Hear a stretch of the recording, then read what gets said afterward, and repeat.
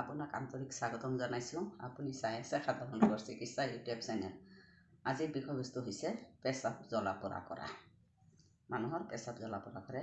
এইটো ছিজনতো শীতকাল, এই শীতকালতো মানুহৰ পেচাব জ্বলা পোৰা কৰে, গৰম কালতো কৰে। গতিকে তেনে ক্ষেত্ৰত আপোনালোকে এয়া মাটিকাদুৰীৰ শাক, এয়া শাক ভালকৈ উঠাই ল'ব। এনেকৈ আগ চিঙি চিঙি আগ উঠাব, উঠাই পেলাই এয়া শাক বনাব। এই শাকত এয়া আলু চকল চকলকৈ কাটিব, কাটি এই শাকৰ লগত একেলগে বনাই দিব। এইটো আপুনি খাব।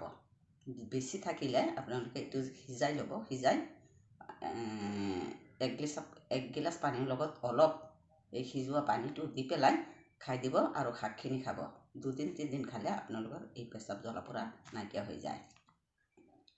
মোৰ ভিডিঅ'ৰ দ্বাৰা আপোনালোকে উপকৃত হ'লে লাইক, শ্বেয়াৰ আৰু ছাবস্ক্ৰাইব কৰিবলৈ নাপাহৰিব।